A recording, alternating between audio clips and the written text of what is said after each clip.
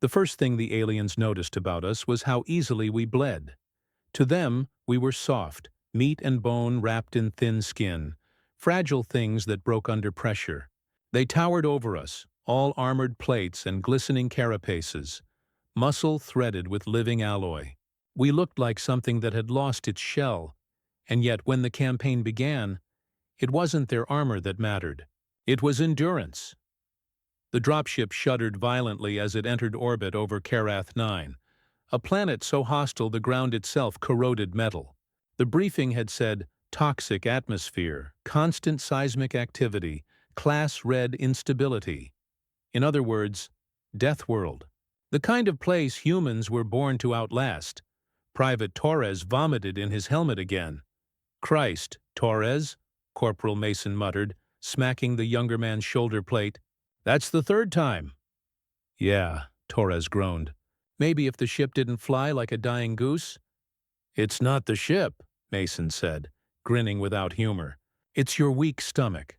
The alien beside them, one of the Valor Dominion's so-called elite, snorted.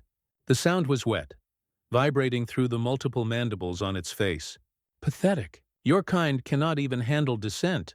Mason turned his head slightly. You think puking means weakness, Bug? The Valar's bioluminescent eyes narrowed. Among the Valor, weakness is death, Mason chuckled. Among humans, weakness just means we fight while puking. The alien hissed something in its own language, something that didn't need translation. The squad laughed. Not kindly. The lights flickered red. The pilot's voice came over the comm. 2 minutes to drop. Get ready for hell, Marines. When the ramp dropped, Karath 9 hit them like a punch. The air was yellow and thick, the ground steaming with chemical heat. The horizon shimmered with black spires that pulsed like veins. The planet was alive and angry. Masks on, filters hot, Sergeant Hale barked. Keep formation. Watch the ground. It eats metal. The Joint Strike Team, half human, half alien, moved through the dust. The Valor marched in perfect formation, every step synchronized. The humans stumbled, cursed, adjusted. Their armor hissed and clicked, compensating for gravity nearly twice Earth's. It wasn't graceful, but they moved. Hours later, when the first acid storm hit, the Valor panicked. Their outer shells began to smoke, their armor sizzling where the droplets landed. They retreated under a ridge, shouting commands in their static-filled tongue.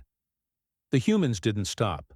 They wrapped themselves in tarp, huddled under whatever metal scrap they could find. The storm tore at them, burned through armor joints, left welts that would blister later. When it passed, the Valor emerged, unharmed but shaken. The humans were still standing. Steam rose from Mason's pauldrons where the acid had eaten through the paint. He wiped his visor clean with a gloved hand. That all you got, Sky? He muttered. The Valar commander approached, his expression unreadable. You could have perished. Yeah, Mason said. Deadpan. We didn't. That was the first time they stopped laughing at the humans. Not the last. 3 days into the mission, they reached the crash site, a downed supply frigate filled with what Command called essential resources. The Valar leader, a silver-armored brute named Kortal, wanted to storm the wreck immediately. Hale disagreed. You charge that hill now. You're walking into a trap, he said. Kortal's mandibles clicked in irritation. You presume to instruct a Valor warlord? Hale met his glowing eyes without flinching. No, I'm instructing a fool. There's movement around the hull. Heat signatures, maybe 30 of them. You walk up that ridge, they'll chew you to pieces. Your scanners are primitive. My instincts aren't. For a moment, no one breathed. Then Kortal gave the signal anyway. The Valar advanced in shining ranks. The ridge erupted in gunfire. Sonic rounds screamed through the air, and half the Valor were down in seconds. Their armor was strong, but it cracked under the kinetic force. The humans hit the dirt, returning fire in short bursts. Contact left. Suppressing! Mason shouted, firing blind through the smoke.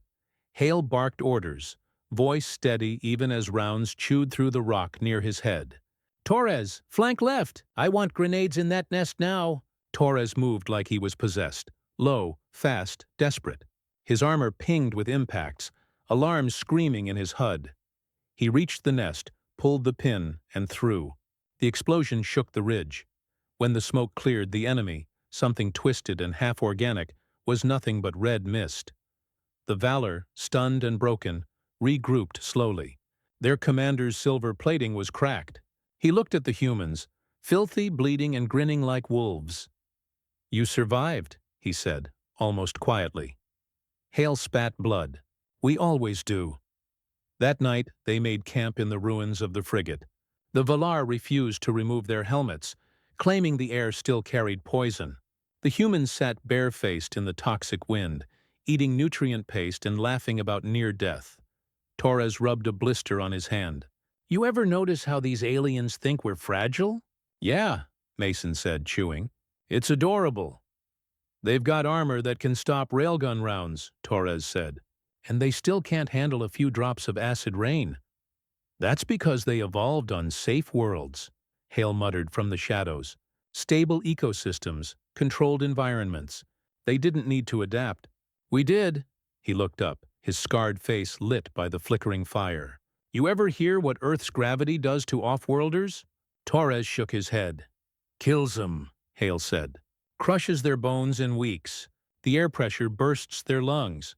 The bacteria alone tears through their immune systems." He smirked faintly.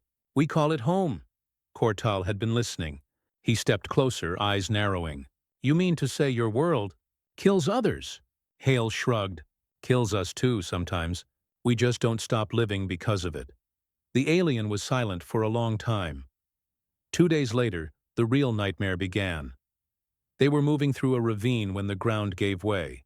The entire squad plunged into the dark, down into a cavern of bone and stone. Mason hit first, pain flashing white through his ribs. He rolled onto his back, gasping. Above, daylight was a distant slit. "Everyone alive?" Hale's voice echoed. "Define alive," Mason groaned. The Valor groaned and cursed, some trapped under debris. The cavern was filled with organic pillars, pulsing faintly. It smelled like rot and ozone. Torres shone his flashlight upward. "What the hell is this place?" Then something moved. The first tendril came from the wall, slick and black, wrapping around a Valor's leg. Before anyone could react, it yanked him into the darkness. The sound that followed wasn't a scream. It was chewing. "Contact! Multiple contacts!" Gunfire filled the chamber. The aliens fired plasma bolts, bright and loud, but the creatures kept coming. Fluid things with too many eyes and too few bones. Hale's rifle barked in controlled bursts. Mason's hand was slick with blood. "Fall back! Fall back!" Hale shouted. Cortal's plasma cannon vaporized one creature entirely. Another leaped through the smoke, slamming him to the ground. Mason tackled it, driving his combat knife through its throat. Acid sprayed across his arm, burning through armor and skin. He didn't stop stabbing until it stopped moving. When the last one fell, the cavern was a graveyard of smoke and gore. Mason collapsed beside the corpse, panting. His arm was a mess of raw flesh. Cortal approached, staring. "You are injured?" "Notice that," Mason rasped. "You will die of infection." Mason laughed weakly. "Probably, but not tonight." The alien watched him, something unreadable flickering behind those glowing eyes. They stayed underground for 3 days, trapped by rockfall. Their supplies ran out by the second. The Valar's rations spoiled in the damp. The humans kept going. Torres shared half his water with a wounded Valar who refused it at first. "Take it," Torres said flatly. "You need it more." "Your body requires more hydration than mine," the alien said. "Yeah," Torres said. "That's why I'm still breathing." By the 4th day, rescue was still out of reach. The humans were pale, shaking from dehydration and exhaustion. But they didn't stop moving. They scavenged, improvised, dug through rock with bleeding hands. When the surface team finally broke through, the first thing they saw were the humans. Gaunt, blood-stained, still standing. Behind them, the Valar survivors stared at them with something new in their eyes. Not contempt, not fear. Respect. As they were lifted to the surface, Cortal looked at Hale and said quietly, "Your bodies are weak. But your spirit," It terrifies me. Hale gave a tired grin. Good, because humanity wasn't built for perfection. It was built for survival, and they had just proven, again, that fragility and weakness were only words to those who didn't understand endurance. The extraction didn't feel like victory. It felt like being pulled out of a grave only to be told to start digging another one. The humans were still coughing up red dust from Karath 9's poisoned atmosphere when Command reassigned them to Operation Black Spine, a deep strike behind enemy lines. Minimal resistance, the brief said. Everyone knew that meant maximum body bags. Sergeant Hale stood in the hangar, helmet under his arm, staring at the new dropship. It was sleeker than the last one, Valar built, lined with shimmering scales of living metal. It looked alive. It made him uneasy. Mason leaned against a crate, cleaning his rifle with methodical movements, jaw clenched tight. Torres sat nearby, fidgeting with a cracked data slate that barely held together with tape. None of them talked much anymore. The Valor commander, Cortal, approached in silence. His armor had been repaired, but the scars of acid and gunfire still marked the surface. Hale caught the faintest trace of deference in the alien's posture. "You are being redeployed," Cortal said. "The Council deems your endurance an asset," Hale snorted. "Endurance. That's what they call it when they run out of people willing to die." Cortal tilted his head. "Among the Valor, death in service is honorable." "Among humans?" Mason muttered. "It's just another Tuesday." Cortal didn't reply. He merely gestured toward the ship. "Your orders are simple. You will infiltrate the Zor Hive complex. Retrieve the beacon core. It transmits through subspace. If the enemy continues using it, they'll jam every Allied signal in the sector." Torres looked up, expression skeptical. "And I'm guessing they left out the part where the Zor like to eat people alive." Cortal's mandibles clicked softly. "Your mission is essential." "Essential," Hale repeated. "Right." He turned to his men. "Gear up. Let's go do something essential." The flight was silent. The Valor pilot said nothing. The humans checked weapons, adjusted armor seals, and stared through the small viewport at the black void streaked with stars. Torres broke the silence first. "Hey, Sarge, you think they actually expect us to make it back?" Hale didn't look up. "Expect? No hope? Maybe." Mason smirked faintly. "Command doesn't send you on suicide runs if they expect to see your face again. Means we'll have to ruin their statistics." When they hit atmosphere, the dropship screamed like a dying thing. Plasma flares tore through the clouds. Below, the Zor Hive sprawled across a dead continent. An ocean of bone towers and pulsing veins, organic tunnels branching like arteries. The ground shimmered with heat. "Remember," Hale said, locking his helmet into place. "We get in, we get the core, we get out. No hero bullshit." "Got it," Mason replied. "Just professional dying." Exactly. The ramp opened, and the smell hit them first. Rot, acid, and heat, like someone had left meat cooking in a volcano. The ground squelched underfoot, not soil but living tissue. The Zor built everything out of themselves. The squad moved in formation, rifles raised, scanners pinging softly. The sky burned a dull red. They didn't see the first Zor until it was almost on them. It came from the wall, pulling itself out of a fleshy cocoon, screeching. It was fast. 6 limbs, too many eyes, and a mouth that split open like a wound. Mason dropped it with 3 bursts. The carcass twitched, leaking black ichor that hissed when it hit the ground. "Jesus," Torres muttered. "Eyes forward," Hale said. "They're never alone." He was right. The next wave came crawling out of the ground, dozens of them. The air filled with gunfire, smoke, and the smell of ozone. Plasma bolts burned through the haze. Mason reloaded on instinct, fingers moving without thought. Torres screamed something incoherent and tossed a grenade. The explosion painted the hive walls in fire and gore. When the last one fell, the silence was deafening. Hale took a slow breath. "Keep moving. They'll smell the blood." They pushed deeper into the hive. The tunnels pulsed around them, veins glowing faintly with inner light. Every step squelched. Torres gagged behind his respirator. "This place is alive!" Mason kicked a piece of bone out of the way. "Then let's kill it." Hours passed like minutes. The deeper they went, the hotter it became. Their armor filters screamed under the strain. Hale could feel the weight of exhaustion settling in, that familiar ache that never left. Still they moved. Humans were built to keep walking long after they should have fallen. When they reached the central chamber, the beacon core pulsed at its center, a massive crystalline heart buried in flesh. It glowed blue, humming like something alive. Torres knelt beside it, connecting his interface cables. "Give me a minute.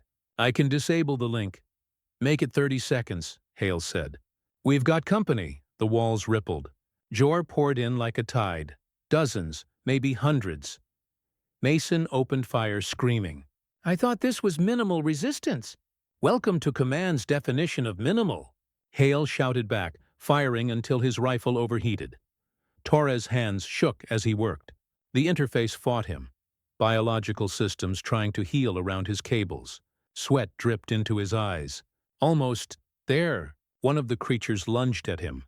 Hale tackled it midair, knife flashing. The blade sank deep into the soft tissue under its jaw. Acid sprayed across his armor, searing through the outer layers. Pain lanced through his arm, but he didn't let go. Torres shouted, "Got it! Core's offline." "Then we're leaving!" Hale barked. But there was nowhere to run. The exit was gone, sealed by living tissue. Mason grabbed a plasma charge from his belt. "Then we make one." He slammed it into the wall, hit the trigger, and dove. The explosion ripped a hole through the hive, and daylight, sickly red daylight, spilled in. "Move," Hale ordered. They sprinted through fire and ash, bodies screaming, lungs burning. Torres stumbled. Mason grabbed him by the collar and dragged him forward. The Zor shrieked behind them, a wave of teeth and claws. By the time they reached the ridge, the dropship was descending through the smoke. Hale turned, raised his rifle, and emptied his last magazine into the pursuing horde. Mason did the same. The creatures kept coming, relentless. The ramp dropped. "Go!" Hale shouted, shoving Torres up first. Mason followed, but one of the Zor hit him from behind, dragging him down the slope. He screamed as the thing's claws tore into his armor. Hale dove after him, grabbed Mason's arm, and fired point-blank into the creature's skull. The blast turned it into mist. He hauled Mason back up the ramp as the pilot screamed, "We're lifting off!" The dropship tore into the sky, engines howling. Below, the hive collapsed in a wave of organic fire. The beacon core detonated, sending a shockwave that turned the entire valley into a crater. Inside the ship, silence reigned. Mason slumped against the bulkhead, armor shredded, blood leaking through the cracks. Torres sat across from him, shaking uncontrollably. "We did it," he whispered. "We actually did it." "Yeah," Mason said hoarsely. "Remind me never to do it again." Hale sat opposite them, helmet off, eyes hollow. "Command'll call it a success." "Was it?" Torres asked. Hale didn't answer. Cortal met them at the landing pad hours later. He looked at the battered humans and hesitated before speaking. "The core is destroyed. The Zor network is crippled. Your sacrifice was effective." Mason barked a laugh that turned into a cough. "You're welcome." Cortal looked at their wounds, at the exhaustion etched into every motion. "You continue to confound us. You are weak, soft, but you survive where stronger beings perish." Hale met his gaze, voice low. "That's because we don't fight to win. We fight to outlast." Torres leaned back against the wall, closing his eyes. "We fight because no one else will." Cortal's mandibles shifted, something like a grimace or respect. "Perhaps the universe does not need heroes. Perhaps it needs you?" Hale stared past him at the horizon, where the clouds of war were gathering again. He felt the ache in his bones, the exhaustion in his soul, but he knew they'd go back. They always did. Because, fragile or not, humanity had one truth burned into its DNA. Pain was temporary. Survival was forever. They said it wasn't a punishment, but everyone knew it was. No one survives 2 suicide missions and gets a rest assignment unless someone upstairs is trying to bury the noise quietly. The official orders called it cross-species tactical integration training. In simpler terms, the humans were to teach the Valor Dominion how to fight like Deathworlders. Sergeant Hale had been through a dozen wars, But this one felt different. Not because it was bloodier. Most of them were. Not because it was pointless. War always was. But because, for once, the enemy wasn't the only one watching him. Entire species had their eyes on the humans now. They wanted to know how fragile creatures could keep walking after being broken so many times. They wanted to know how pain could be a weapon. The training camp sat on the edge of a frozen moon orbiting a dying gas giant. The sun was a dull ember on the horizon, and the air bit deep even through powered armor. It wasn't uninhabitable, but it was close. Just the kind of place humans felt weirdly at home. The Valor trainees stood in neat ranks, gleaming in their chrome armor, towering over the human instructors. They looked more like statues than soldiers, rigid and cold. Hale walked down the line, his boots crunching in the frost. "You think this is discipline?" he said, voice sharp through his helmet speakers. "This isn't discipline. This is posing. Real discipline is when your buddy's bleeding out, your gun's jammed, and you keep moving anyway." One of the Valar, a young officer with silver plating and glowing red eyes, snapped back, "Humans mistake recklessness for courage." Hale stopped. "No, we just don't mistake comfort for safety." He stared at the alien, unflinching. "You think you understand battle because you've never had to fight without your armor. Try bleeding once and see how brave you really are." The Valor shifted uneasily. They weren't used to being challenged. But behind Hale, Mason stood like a slab of iron, face scarred, eyes cold. Torres leaned on his rifle, too tired to care, but when he grinned, it wasn't friendly. "Don't take it personal," Mason said. "He talks like that to everyone, including God." Laughter rippled through the humans. The Valar didn't understand it. Humor was as alien to them as the idea of dying without dignity. Training started the next morning. Hale woke them at 0400 local time, long before the weak sun rose. "First rule," he said, pacing in front of them. "Pain means you're alive. Use it." He had them march 10 kilometers through freezing wind. No external heaters. No energy shields. The Valar's armor systems protested. Several began to fall behind. Hale didn't shout. He just walked beside them, calm and steady. "You're slowing down because you're waiting for comfort to return," he said.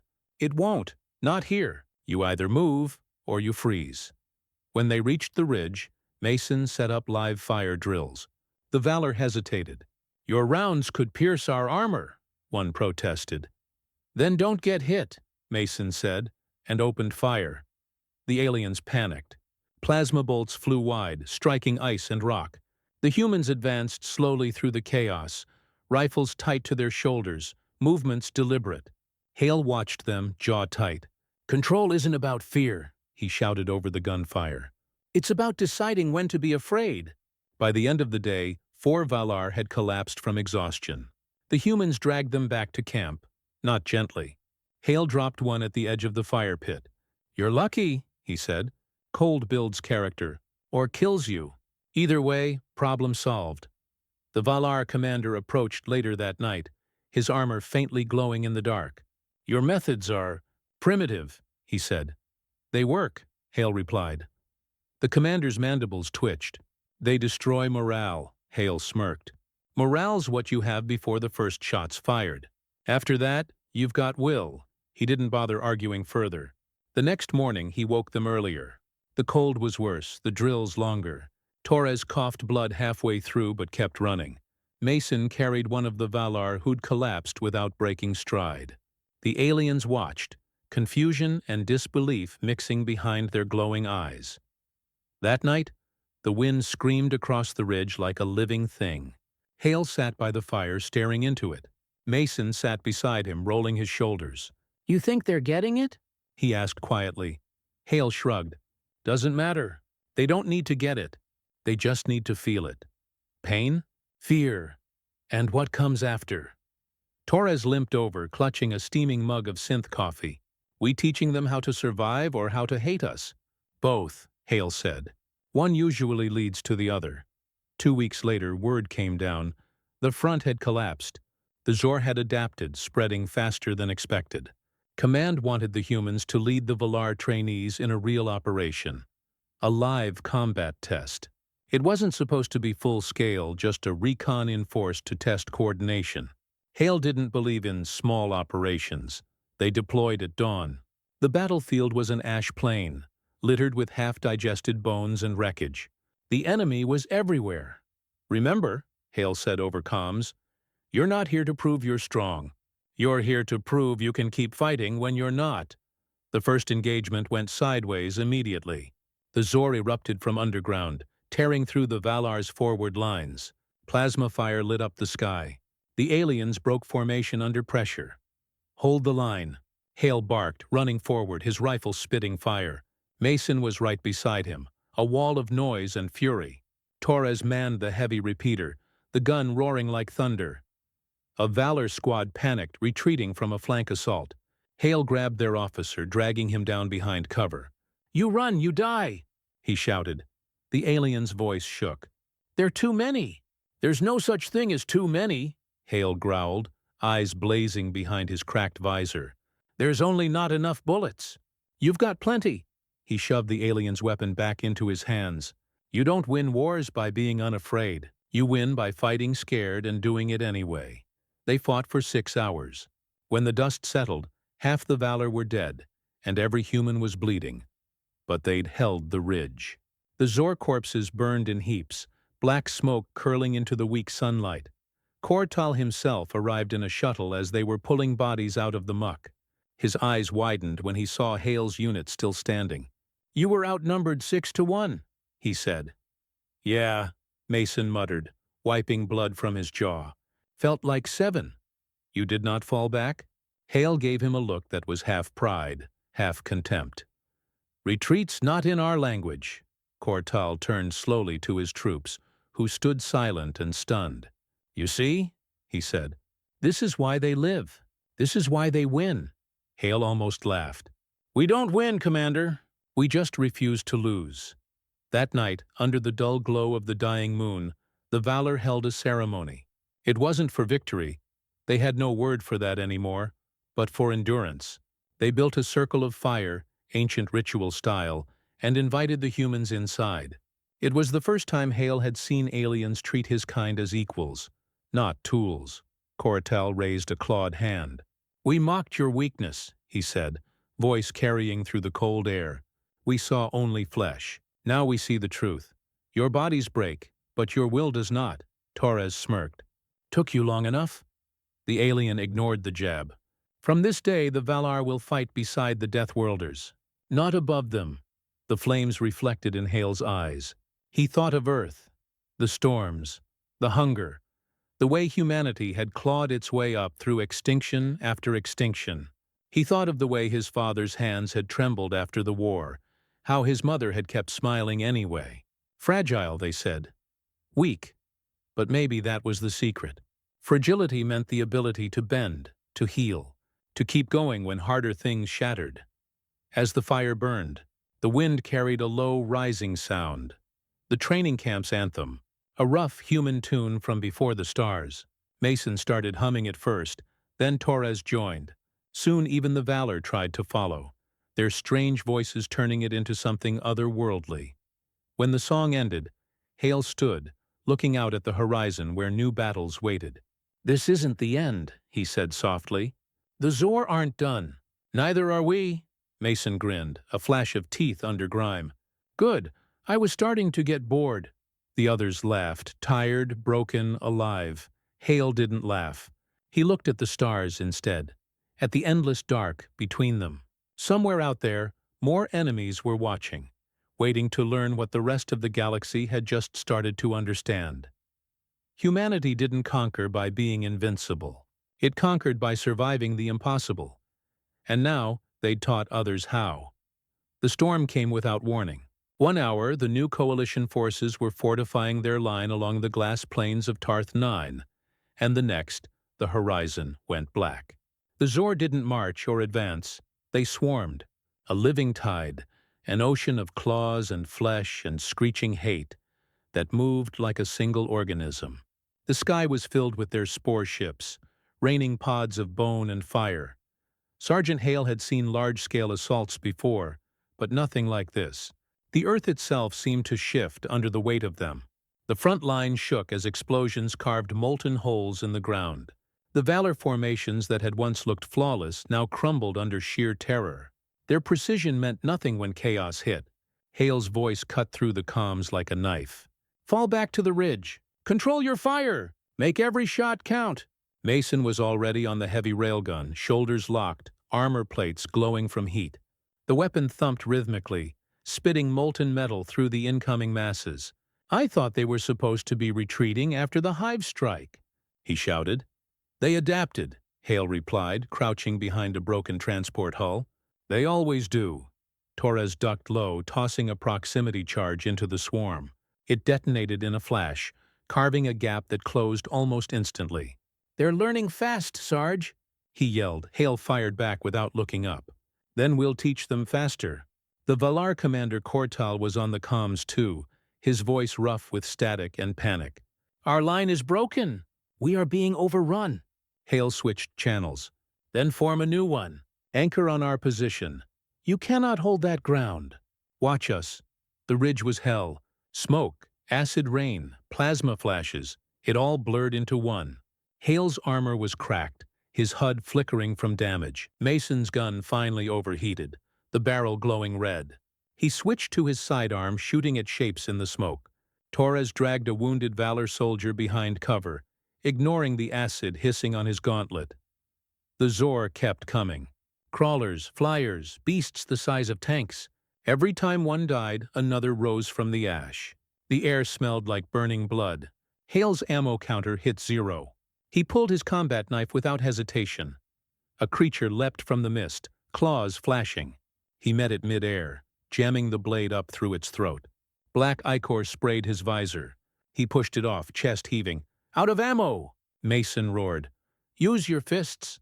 Hale shouted back. They fought like animals. Punches, blades, broken bones. The Valar, seeing the humans still standing, began to rally. The line steadied.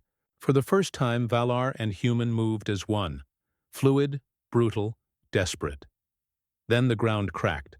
Something massive rose from below, shattering the ridge like paper. It was a Zor war beast, 3 stories tall, armored in organic plating. Its roar shook the air. The humans scattered. Mason dove as the creature's claws smashed down where he'd been. "Target the joints!" Hale barked. "Bring it down!" Torres sprinted across open ground, firing grenades as he ran. One exploded under the creature's knee, making it stumble.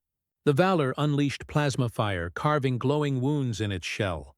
It swung again, catching Mason with the back of its claw. The impact hurled him 30 meters through the air. He landed hard, armor alarms shrieking. "Mason!" Hale's voice cracked. No response. He charged, ducking under a swipe, leaping onto the beast's leg. His boots burned as he climbed, cutting through tendons and cables. The creature screamed, thrashing. Torres covered him, firing into its eyes. When Hale reached the top, he drove his last charge into the creature's skull. "This one's for Mason," he hissed and triggered it. The explosion blew him clear. He hit the ground hard, rolling until everything went black for a few seconds. When his vision cleared, the beast was down, its head a crater of flame. He pushed himself up, bleeding inside his armor. The line was holding barely. Valar and humans shoulder to shoulder, smoke rising from their weapons, faces blackened with soot. Then the comms crackled. Command's voice, cold and distant. "All units, evacuate. The orbital fleet is preparing a saturation strike. You have 10 minutes.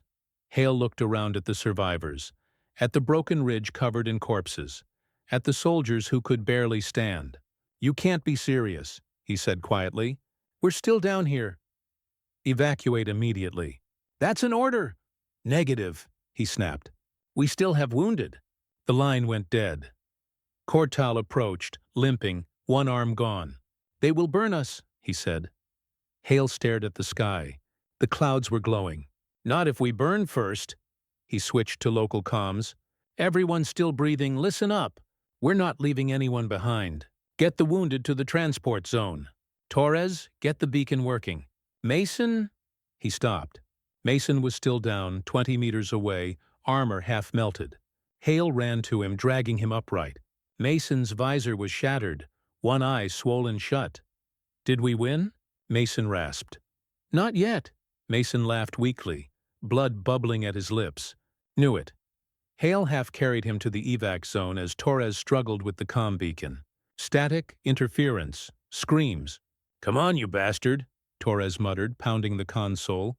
"Give me a signal." Finally, the beacon flared to life. "This is Delta Squad requesting immediate extraction. Coordinates 9-7. A shadow fell over them. The first orbital flare lit the clouds. Hale looked up, jaw tight. "Move, now!" They ran.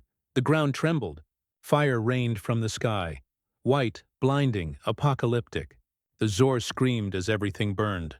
The shockwave hit like a freight train, throwing them all forward. Hale felt the heat wash over him, armor melting at the edges, vision going white. When he came to, everything was silent. Just wind and ash. He was lying in a crater, surrounded by glass. Torres was nearby, coughing weakly. Mason was motionless. The Valar survivors, maybe 10 of them, stood in shock, their armor blackened, eyes dim. Kortal staggered to Hale's side. "You live." "Not sure yet," Hale muttered, pushing himself up. "The fleet has destroyed the Zor horde," the alien said. Hale looked at the horizon. Black smoke, no movement. "They destroyed us too." Kortal was quiet for a long moment. Then he said, "You humans, you endure even this?" Hale glanced at Mason's still body. "We don't endure, we remember." They buried the dead under the glass. No ceremony, no words, just silence and the hiss of cooling stone. When the recovery ships finally landed, the brass looked almost relieved to see any of them alive. They called it a strategic victory. Hale wanted to laugh. There was nothing strategic about surviving because everyone else died first. As they loaded the wounded, Torres sat beside him, eyes hollow. "You think Command knew?" Hale nodded slowly. "They always know." Torres looked down. "Then why send us?" "Because someone had to." Mason's body was zipped into a sealed pod. Hale placed a hand on the metal casing. "He used to joke that humans were too stubborn to die," he said quietly. "Guess he proved it right." Kortal stood nearby, silent. When Hale turned to leave, the alien spoke, his voice low. "We will not forget this. You taught us more than war." "Good," Hale said. "Then make it mean something." The fleet departed the next day. From orbit, the planet looked peaceful again, charred, silent, clean. Hale watched it from the viewport, his reflection a ghost in the glass. The others were asleep or sedated, but he couldn't close his eyes. Every time he did, he saw fire raining down, heard Mason laughing through broken teeth. A voice broke the silence. It was Kortal standing beside him, armor stripped to the bone. "You humans are strange creatures. You grieve like you fight. Angry, but quiet." Hale didn't respond. "We mocked your fragility," Kortal continued. "We believed only the strong could endure war. But now I think the weak are the only ones who can survive it." Hale turned his head slightly. "We're not weak. We just never learned how to stop hurting." Kortal nodded slowly. "And that is why you terrify us." They stood in silence as the ship carried them home, or what was left of it. Outside, the stars burned cold and endless. Inside, the humans, fragile, bleeding, exhausted, kept breathing. Because for them, survival wasn't a skill. It was a curse and a promise. ChatGPT said, when the ascendant dawn broke orbit, the stars stretched into pale ribbons across the viewport. Sergeant Hale sat in the observation bay, armor stripped down to the base layer, hands wrapped in bandages that still smelled of antiseptic and ash. He hadn't spoken in hours. Around him, the survivors, what was left of Delta Squad and a handful of Valar, moved like ghosts. The medics had stopped trying to talk to them. You could patch skin, wire bones, and drain the blood from armor joints, but you couldn't fix the silence that came after the killing stopped. Torres sat a few meters away, head down, picking at the edge of a burn scar that cut through his forearm. His helmet sat in his lap, the faceplate cracked straight through. The ship's hum was the only sound between them. Hale's eyes drifted to the far end of the bay, where Mason's pod rested under dim lights. sealed, quiet, tagged with his name. It was supposed to be a temporary stasis hold before cremation, but Command hadn't sent orders yet. Maybe they'd forgotten. Maybe they didn't care. When the door hissed open, Hale didn't bother turning. He already knew that gait, measured, deliberate, with the faint hiss of a respirator. Cortal, the Valor commander, stepped in, still wearing the ceremonial black of mourning. His body was rebuilt in places. New arms, synthetic plates where flesh had melted. "We are approaching Varan Station," the alien said quietly. "The fleet will debrief there." "They expect you to attend." Hale didn't answer right away. "Do they want a report or a confession?" Cortal tilted his head. "Perhaps both." Hale stood slowly, his joints protesting. "Fine, let's give them one." The debrief room on Varan Station was sterile white, lined with hollow screens showing the wreckage of Tarth 9. The council sat in a semicircle, 5 representatives from the coalition species. Their eyes followed Hale and Cortal as they entered. A human admiral, face smooth and unreadable, gestured for Hale to speak.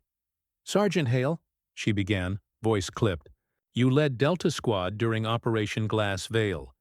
You are aware the Zor threat was neutralized due to orbital saturation. By all metrics, this is a victory." Hale stared at her. "A victory," he repeated slowly. "That's what you call that massacre?" The Admiral didn't blink. "Your unit was ordered to withdraw before the strike." "We had wounded," Hale said. "You burned us anyway." "That decision saved the system." "It killed my men." Cortal's voice rumbled softly. "And mine." The Admiral's jaw tightened. "Collateral loss is part of war." Hale's laugh was low, humorless. "Funny thing about that word, collateral. Makes it sound clean. Like we're debris instead of people." A different counselor, one of the thin, crystalline Lureth, leaned forward. "Sergeant Hale, you misunderstand the significance of your survival. The Valor have already proposed integrating human Deathworlders into the frontline command structure. Your resilience is remarkable. You endured what none of our species could." Hale's eyes narrowed. "You want to study us?" "Train with you," the Lureth said smoothly. "Learn your methods, your biology. Perhaps replicate—" Hale slammed his fist on the table, making the holograms flicker. "You don't want to learn from us. You want to use us. You mock us as fragile, then send us to die. And now you call it strength because we lived long enough to crawl back." The Admiral's voice hardened. "Sergeant, mind your tone." "Or what?" Hale asked, stepping forward. "You'll bomb another ridge? Burn another squad?" The room fell silent. Even the hum of the hollow screens seemed to fade. Cortal's eyes flicked toward Hale with something like quiet pride. Finally, the Admiral said, "You are dismissed, Sergeant." "No," Hale said softly. "You're dismissed." He turned and walked out without waiting for permission. Cortal followed, silent until they reached the corridor. "You will not last long speaking to them that way," he said. "Don't care," Hale muttered. "They will need you again," Cortal said. Hale stopped. "Then they can find another expendable human." But the alien just shook his head. "No, they will call you, because you are proof of something they cannot understand. You endured what should not have been endured." Hale met his gaze. "We didn't endure, Cortal. We survived. That's not the same thing." They parted ways after that. Hale was assigned temporary quarters overlooking the repair docks. Through the window he watched a fleet being rebuilt. Shattered hulls, patched together with new metal. Somewhere out there, the Zor regrouped. He knew they weren't gone. Nothing truly died in war. It just waited for the next fight. Torres came to see him that night, carrying 2 ration pouches and a cracked bottle of Valor ale. "You look like hell, Sarge," he said, dropping into a chair. "I've looked worse," Hale said. Torres smirked. "Yeah, you were uglier before the ridge blew up." They drank in silence for a while, watching the stars shift outside. "You know they're calling us something now," Torres said eventually. "The Valor. The ones that made it back." "Yeah?" Hale asked.